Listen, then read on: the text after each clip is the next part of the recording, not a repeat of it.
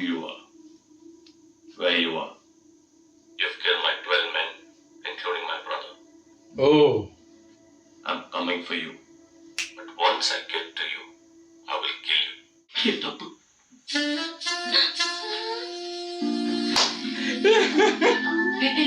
இதெல்லாம் வாழ்க்கையில சகஜம். அவங்க ஓகே.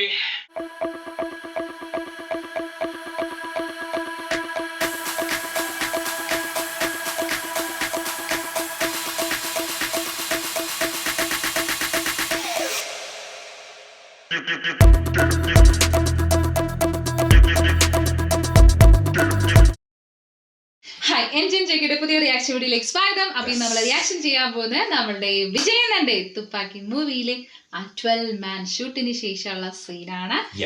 നെക്സ്റ്റ് എന്താ വരുന്നത് നമുക്ക് നേരെ സീനിട്ട് പോകാം. അതല്ലേ 12 മാൻ ഷൂട്ട് ഒരു രക്ഷയില്ലാത്ത സീനാണ്. ബെസ്റ്റ് സീൻ തന്നെ പറയാം. നമുക്ക് അത് കണ്ടുവെക്കാം. അതിനുശേഷം NDTV ഒക്കെ കാണിച്ചിട്ടുണ്ടായിരുന്നു അല്ലേ? കാരണം അതിന് ശേഷം ഒരു ആഫ്റ്റർ എഫക്ട് ഉണ്ടാവും. ന്യൂസും സംഭവങ്ങളൊക്കെ ഉണ്ടാവാൻ സാധ്യതയുണ്ട്. നമുക്ക് കാണാം. തുടങ്ങിയാലോ? You're watching NDTV 24/7. बताया जा रहा है कि यहाँ पे और 12 जगहों पे जो लाश मिली है वो सब स्लीपर सेल के हैं. 12 men who have been shot are all sleeper cells. Neither the police nor the defense have announced their role in this for the first time. Each of the victims, however, have been identified as terrorists, and there are bombs in each of their bags. Sleeper cells பயன்படுத்தி செல்போன்கள் அனைத்தும் satellite மூலமாக கூட அவர்கள் இருப்பிடத்தை கண்டுபிடிக்க முடியாத அதிநவீன தொழில்நுட்பம் கொண்டவை. சார், இன்னைக்கு இந்த உலகத்துக்கு பெரிய ஆபத்தா த்ரெட்னிங்கா இருக்கிறது ஸ்லீப்பர் செல்ஸ் தான். ஸ்லீப்பர் செல்ஸ் அப்படிங்கிறது என்ன, யார் தீவிரமாக எங்கெங்கெல்லாம் சவாலாக இருக்கிறதோ அங்கெல்லாம் ஸ்லீப்பர் செல்ஸ் நிறைய. அவர்கள் எங்க இருக்காருன்னே தெரியாது. ஏன்னா இந்த 12 பேருமே சாதாரண மக்களோடும் மக்களாக வாழ்ந்தவர்கள் தான். நாட்டு மேலே அரசாங்கத்து மேலே வெறுப்படைத்தவர்கள், பழிவாங்க அவங்களை கல்டிவேட் பண்ணி அவங்களுடைய கோபதாபங்களை, பழிவாங்க உணர்வுகளை டெரரிஸ்ட் உபயோகப்படுத்திக்கிறாங்க. முழுமையா 9/11 அப்புறம் அமெரிக்காவில் எதுவும் நடக்கல. அந்த ஒரு நாட்டில் தான் ஸ்லீப்பர் செல்ல எங்கெல்லாம் இருந்ததோ அதெல்லாம் கண்டுபிடித்து அதை கலைக்கப்பட்டு இறக்க விடாமல் வளவிடாமல் தடுத்திருக்கிறாங்க. जाना गया है कि 12 आतंकवादी हरकत हुए के खतरनाक स्लीपर सेल से അതേപോലെ തന്നെ ഇവിടുന്ന് കാണുന്നുണ്ട്.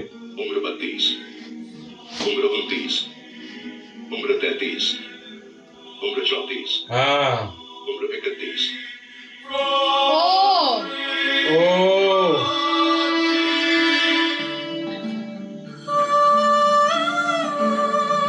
അവിടത്തെ അല്ലേ? ഇല്ല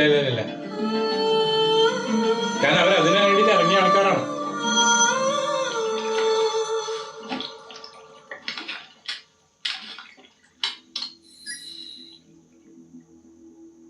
இதெல்லாம் யார் பண்ணா?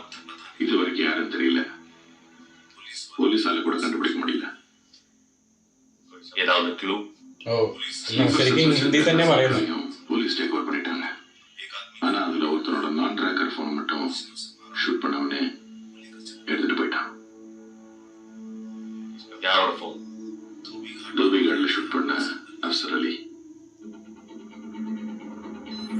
അഫ്സർ അലിനെ നേരത്തെ കാണിച്ച ഇവരുടെ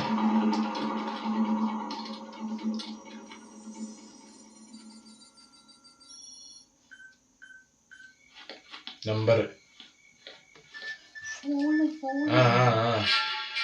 ഒരാളുടെ ഫോണാ കൊണ്ടുപോയേക്കണത് കറക്റ്റ് ആയിട്ട്.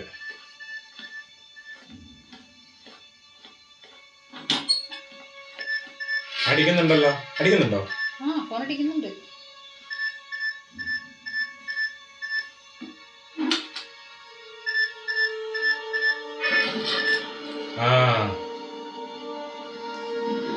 വിജയനെ എടുത്തത് ആ വിജയനെ ഷൂട്ട് ചെയ്ത ആളെ എടുത്തത്. ഒരാളുടെ ഫോൺ മിസ്സിംഗ് എന്ന് പറഞ്ഞു.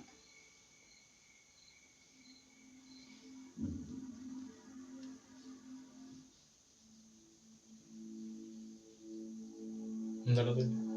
സൈലൻസ് രണ്ടുപേർക്ക്. I don't know who you are, where you are. You've killed my 12 men, including my brother. Oh. I'm coming for you. But once I get to you, I will kill you. I'm waiting. Oh! മറ്റേ intervals ആണത്. പൊളിച്ചല്ലത്.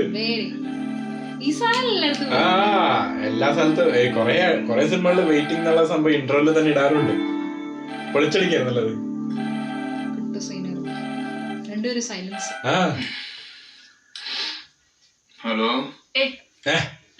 Madam சாருக்கு தெரிஞ்சா தப்பாயிடும் madam. உங்க sir தான் கூப்பிடுறாரு, சீக்கிரம் வா. സാർക്ക് തെരിഞ്ഞ തപ്പ again മറ്റേ സീൻ മാറിയല്ല അല്ലേ? எனக்கு தரைய நிக்கிறீங்க சாருங்க. அங்க பாரு. Wow super. வேற ஒரு பொண்ணோட ஜாயின் அடிச்சிட்டாரா? அடங்கடா, அந்த பொண்ணு உனக்கு பார்த்து வச்சிருக்கான். எனக்கா? ஏற்கனவே இவன் எனக்கு சிக்கல இருக்கான், இப்போ உனக்கு மாமா வேலை பார்க்கறான். என்னது இது? இப்பெல்லாம் பெரியவங்களை பார்த்து பேசக்கூடாது. அவர் வயசுக்கு மரியாதை கொடுத்து கல்யாணம் பண்ணிக்கோ. ஏய் வா. Hi, come.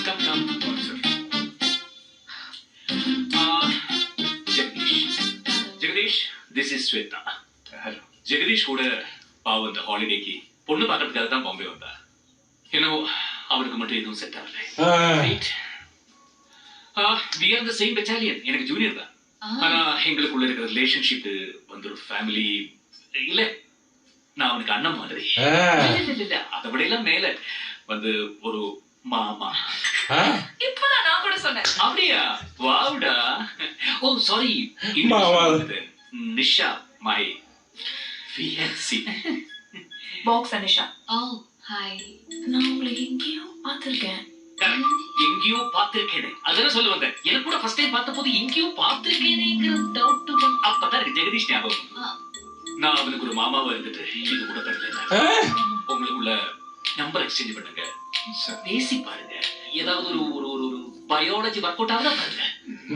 பயாலஜி இல்ல, கெமிஸ்ட்ரி. எதுவும் இருந்தா என்ன, எல்லாம் சயின்ஸ் தானடா. இவர் கூட நான் தனியா பேசுறேன். நிஷா அவங்களுக்கு கூட தான் பேசணும். நீ தனியா பேசணும்னா அது என் கூட தான் பேசணும். That is logic.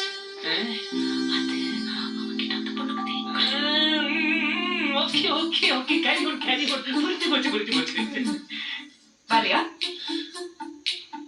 சார், நீங்க இருக்கும்போது என்ன கூப்பிடுறாங்க சார். அதுல எந்த தப்பும் இல்ல ஜெகதீஷ். நான் இருக்கும் போதே கூப்பிட்டா, நான் இல்லாதப்ப கூப்பிட்டா அது தப்பு. அப்ப நீ நீங்க இருக்கும்போது கூப்பிட்டது. நீங்க பண்ணது ரொம்ப தப்புங்க. நாங்க ரெண்டு பேரும் இப்பதான் பேச ஆரம்பிக்க போறோம். அதுக்குள்ள நீங்க நடுவுல போய் கெடுக்க நினைக்க கூடாது. அந்த பொண்ணு யார் தெரியுமா? தெரியாதுங்க. அவ ஒரு மேட்டர். மேட்ரா? அப்படின்னா தெரியாது. சரி, உன் போன்ல நெட் இருக்கா? இருக்கு. www.desicals.com bar. Deve check this out.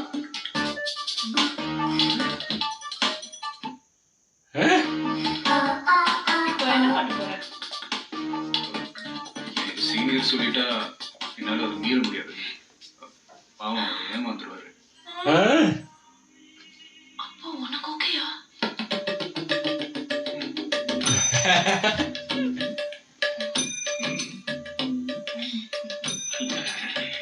ஆனா எப்படியோ கண்ட இன்னொரு மேட்டரா? இல்ல, இந்த மேட்டரை எவ்வளவு சீக்கிரம் உங்க ஃபேமிலி மெம்பர்ஸ்ட பேசி ஒரு முடிவெடுக்க முடியுமோ அவ்வளவு நல்லதுன்னு சொல்ல வந்தேன். என்ன, நம்ம 4 பேரும் ஒரே மண்டபத்துல ஒரே டைம்ல என்னோட ஆசை. കാരണം ആ ഒരു സീനിന് ശേഷം പെട്ടെന്നല്ലേ സീൻ ഷിഫ്റ്റ് ആയത്. വരുന്നുണ്ടോ? വെറുതെ ഇരിക്കില്ലല്ലേ നീ? മീറ്റ് ചെയ്യണ്ടേ? കണ്ട ഞാൻ കൊല്ലുന്ന പറഞ്ഞേക്കണേ. ഓ ഭയങ്കര സ്ക്രീൻ പ്രസൻസ്. കിടു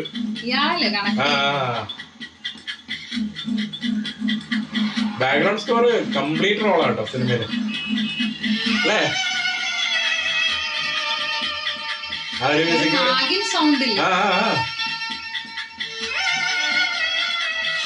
അതൊരു വില്ലനിസം സാധനം നല്ലോണം കിട്ടുന്നുണ്ട്.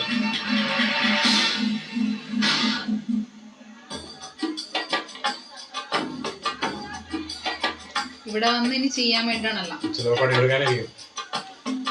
ബാക്കിയുള്ളതൊക്കെ ഇവിടെ തന്നെ ഞാൻ വെച്ചിട്ടുണ്ടോ? അവിടെ നീ കണ്ട് മറ്റേ ലോക്കൽ ആൾക്കാരൊക്കെ പോയില്ലേ ഡയറക്റ്റ് ഇറങ്ങിയപ്പോ. അതോടെ ഒരു സോങ് കൂടി ഇട്ട് ബാക്ക്ഗ്രൗണ്ട്.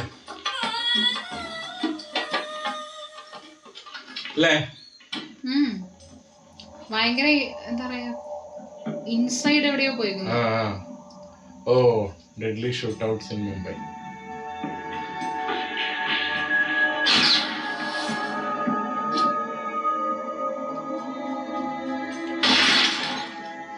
ഓ, സ്ഥലത്തെ റിവൈൻഡ് ചെയ്ത് കാണിക്കുന്നു.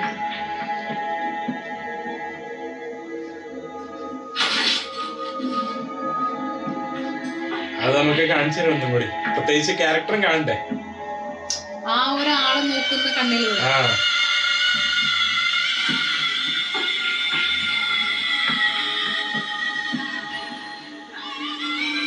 ആള് ഫുൾ കലിപ്പിലാണ്. അതല്ല, നേരിട്ട് തന്നെ അറിയിക്കുന്നത്. എവരുടെ ഹൈറ്റ് ആണ്? 6 feet. They are good jumpers. മറ്റേ இந்த பஸ் என்ன ஸ்பீட்ல போச்சு? Maybe 70 kilometers an hour. They are good runners. മനസ്സിലായ ആർമി ഓഫീസേഴ്സ് நீச்சலும் தெரிஞ்சவங்க. 12 பேரையுமே நெத்தியில சுட்டிருக்காங்க. ஓடுற பஸ், இருட்டான தியேட்டர், கூட்டமான மார்க்கெட், 200 மீட்டர் தூரத்துல இருந்தாலும் சரியா நெத்தியில சுட்டிருக்காங்க. They are trained shooters. ஆனா அவங்க போலீஸ் இல்ல. வேற ஏதாவது ஒற்றுமை இருக்கா?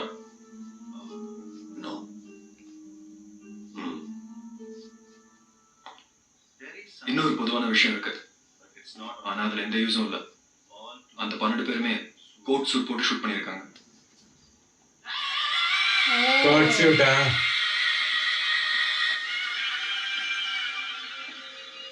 என்ன சொன்ன? அந்த 12 பேருமே கோட் சூட் போட்டிருந்தாங்க. இதெல்லாம் நீ ஃபர்ஸ்ட் சொல்லிருக்கணும். கோட் போடுறது சாதாரண விஷயம் தான் நினைச்சேன். அமெரிக்கால கோட் போட்டா அது சாதாரண விஷயம், ஆனா இந்தியால கோட் போடுறது சாதாரண விஷயம் இல்ல. சோ அவங்க கோட் சூட் போடுறவங்க, அவங்க ஹோட்டல் வெயிட்டர்ஸா இருக்கலாம், போர்ட் மீட்டிங் வந்த பிசினஸ்மேன், செமினாருக்கு வந்த சாஃப்ட்வேர் இன்ஜினியர்ஸா இருக்கலாம், அட்வொகேட்ஸ், மேரேஜ் ஃபங்க்ஷன்ஸ். கிட்டியாண்டா 27th அன்னைக்கு பாம்பே சிட்டியில கோட் சூட் ட்ரெஸ் கோட் நடந்த marriage list and seminar list எனக்கு வேணும். ഏകദേശം മറ്റേ ഇപ്പുറത്തെ ഇൻവെസ്റ്റിഗേഷൻ പോലെ അല്ലേ? ഇത് രണ്ടുപേരും മറ്റേ ബ്രില്യൻസ്, രണ്ടുപേരും ബ്രില്യന്റ് ആണ്. മറ്റളവില്ല 12 பேர் சுட்டு கொண்டீங்க, உயிரோட பிரச்சனை யாராவது இன்ஃபர்மேஷன் கிடைச்சிருக்கும்? எந்த இன்ஃபர்மேஷனுமே கிடைச்சிருக்காது. ஏன்னா அவங்களுக்கே என்ன பிளான் தெரியாது. இன்னும் சொல்ல போனா அந்த 12 பேருக்குமே ஒருத்தர் இன்னொருத்தர் கூட தெரியாது. அப்படியா? அவங்களாம் ஸ்லீப்பர் செல்ஸ். இவங்களோட ஹெட் ஒருத்தரோ இல்ல 2-3 பேரோ சேர்ந்து பிளான் பண்ணுவாங்க. அதை செயல்படுத்துறது மட்டும்தான் நான் உயிரை கூட கொடுக்க தயாரா இருக்கிற இந்த ஸ்லீப்பர் செல்ஸ். சப்போஸ் அதுல ஒருத்தர் மாட்டிக்கிட்டா கூட அவன் மூலியமா எதுவுமே தெரிஞ்சுக்க முடியாது. அப்ப ஸ்லீப்பர் செல்ஸ் ஆர்டர் வர வரைக்கும் சாதாரண மனுஷங்களா தான் வாழ்ந்துட்டு இருப்பாங்களா? ஆமா, பல வருஷம் வெயிட் பண்ணிக்கிட்டே இருப்பாங்க. அப்ப அவங்களை மொத்தமா அழிக்க வழியே இல்லையா? அழிக்க முடியாது, ஆனா செயல்படாம தடுக்க முடியும். அந்த ஸ்லீப்பர் செல்ஸுக்கு ஆர்டர் கொடுக்குற அந்த மெயினான ஹெட்டை அழிச்சிட்டாங்க. இவனுக்கெல்லாம் வாழ்க்கை ஃபுல்லா ஆர்டர் வரும் வரும் வரும்னு வெயிட் பண்ணிட்டு சும்மாவே இருந்துருவாங்க. அவனை நான் தேடி போக தேவையில்லை, அவனை என்ன தேடி. நம்ம அந்த 12 பேரை கொன்னா பதிலுக்கு அவன் நம்மளை அட்டாக் பண்ண வருவான்னு சின்னதா ஒரு கணக்கு போட்டேன். நான் நினைச்ச மாதிரியா வெளியே வந்துருப்பான். அடப்பாவி, அது சரி, அவனால மட்டும் இவ்வளவு பெரிய பாம்பை எப்படி கண்டுபிடிக்க முடியும்? நம்ம அந்த 12 பேரை கொன்னதுல ஏதாவது ஒரு ஓட்டை, ஒரு க்ளூ நம்ம விட்டுருப்போம். அதை நோக்கிதான் வெளியே வருவான். அது என்னன்னு நாம ஃபர்ஸ்ட் கண்டுபிடிச்சிட்டா அவன் நம்மளை அட்டாக் பண்றதுக்கு முன்னால நாம அவனை பிடிச்சிடலாம். அப்ப எந்த ரூட்ல வருவான்னு யோசி. இல்ல யோசிடா, அதான் கலர் கலர்னு வச்சிருக்கீங்க. அது தேங்காய் திருவ மாதிரி திருவி திருவி யோசி. கலர் கலர் ஜகா அட்டன் பண்ணாலும் அவ்வளவுதான் இருக்கும். ஜகா அட்டன் பண்ணாலும் எவ்வளவு சத்தி ஜகா. ஹலோ, உனக்கு ஒரு ஷாக் நியூஸ். ஆரம்பிச்சிட்டியா? நான் ஆரம்பிக்கல. உன் சீனியர் ஆபீசர் நம்ம 2 பேரும் அவர் வீட்டுக்கு வர சொல்லிருக்காரு. அர்ஜென்ட். அது வந்துட்டு கடக்கடக்கே வா. சீரியல் வரவளைக்கு என்ன நடந்துட்டு இருக்கு? நீ என்ன பண்ணிட்டு இருக்க? பொண்ணு பின்னாடி போகாம யோசிடா. സസ്പെൻസ് ആണ് അഗൈൻ. ഷോർട്ട് അടിച്ചോട്ടെ പെട്ടെന്ന് നേരെ അവിടെ സസ്പെൻസ് പോയി. ഒരു സീരീസ് വരുമ്പോ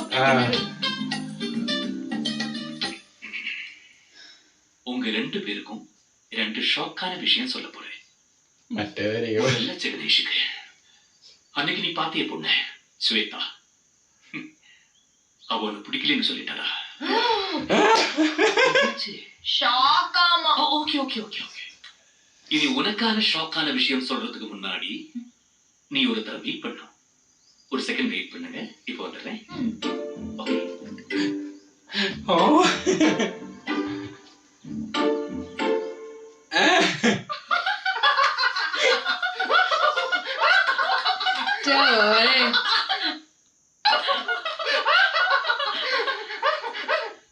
நீ ஏன் சிரிச்ச?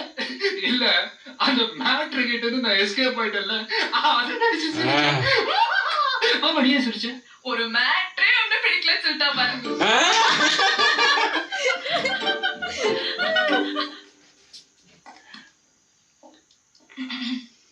சித்ரா, ആണോ? இவன் இந்த வெப்சைட்னு தெரியலையே. இந்த வெப்சைட் தெரியல. என் மாமா பொண்ணு சின்ன வயசுல என்ன லவ் பண்ணிருக்கா. ஆனா எனக்கு தெரியாம போயிடுச்சு. ஓ, இப்ப நான் உன்னை கல்யாணம் பண்ணிக்க போற விஷயம் தெரிஞ்சு സൂയിസൈഡ്. ഓ വാ ഉட்காருமா. ഓ അത് മൊത്തത്തിൽ പോകുന്ന പോലെ ഉണ്ട് ഇപ്പൊ. அட்மிட் பண்ணி பெரிய பிரச்சனை ஆயிடுச்சு. நான் ஒரு டிசிஷனுக்கு வந்துட்டேன். ஐ அம் சோ சாரி. நான் இவளையே கல்யாணம் பண்ணிக்கலாம்னு முடிவு பண்ணிட்டேன். எக்ஸ்பிரஷன் மாற்றണ്ട. இந்த விஷயம் உனக்கு எவ்வளவு அதிர்ச்சியா இருக்குங்கிறது எனக்கு தெரியும். ஆனா உன் மனசுல ஆசை எவ்வளவு தப்பு.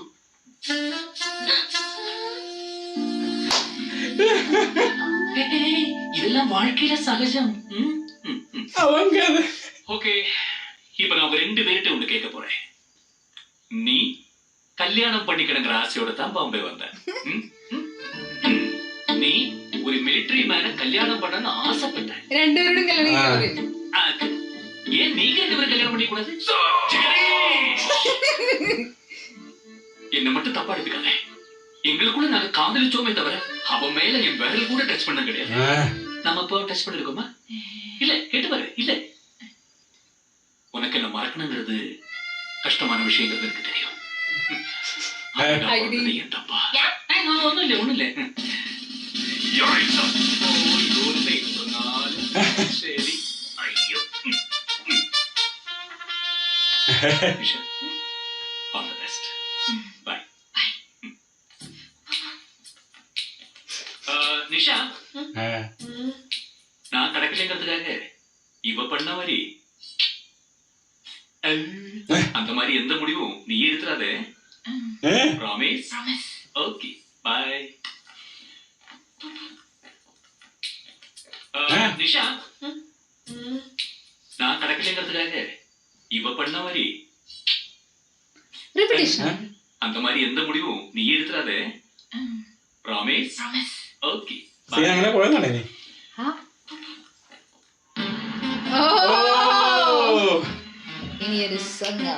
യെസ്, ഇതെനിക്കൊന്ന് നമ്മൾ അത്രയും കാലം വെയിറ്റ് ചെയ്ത ആ സോങ് ആണെന്ന് തോന്നുന്നു.